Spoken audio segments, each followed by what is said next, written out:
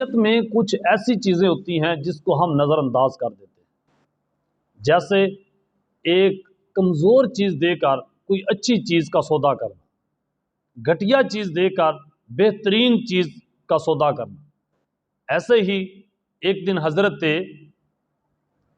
عدی، قبیلہ بنو عدی کا ایک شخص تھا، اس کو نبی کریم صلی اللہ علیہ وسلم نے خیبر کا گورنر مقرر کر دیا۔ تو وہ نبی کریم صلی اللہ علیہ وسلم کی بارگاہ میں حاضری کے لیے آیا تو وہ بہترین کھجوریں لے کر آیا۔ نبی کریم صلی اللہ علیہ وسلم نے جب وہ کھجوریں دیکھیں تو حضور بڑے خوش ہوئے۔ نبی کریم صلی اللہ علیہ وسلم نے فرمایا کہ اے میرے غلام، کیا خیبر کی ساری کھجوریں ایسی ہی ہیں؟ اتنی بہترین کھجوریں ہیں؟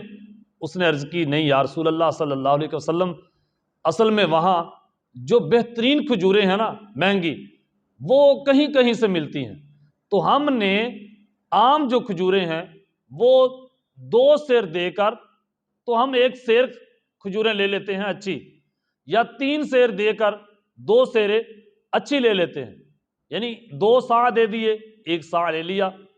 اگر 1 صاع کھجوروں کا دیا کمزور کھجوروں کا اور آدھا صاع اس سے لے لیا، یعنی سودا کیا۔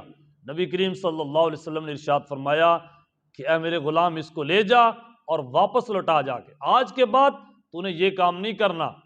کرنا یہ ہے کہ جو کمزور کھجوریں ہیں ان کو بیچ کر پھر اچھی کھجوروں کی قیمت دے کر اس سے اچھی کھجوریں لے کر آنی۔ ایک حدیث میں نبی کریم صلی اللہ علیہ وسلم نے اس کو سود بھی کہا ہے۔ کمزور چیز دے کر اچھی چیز خریدنا یہ سود ہے۔ چیز پہلے بیچو پھر اچھی چیز خریدو، اس کی قیمت سے خریدو، نہ کہ کمزور چیز دے کر خریدو۔ اللہ تعالی ہم سب کو نبی کریم صلی اللہ علیہ وسلم کے فرمودات پر دل و جان سے عمل کی توفیق نصیب فرمائے۔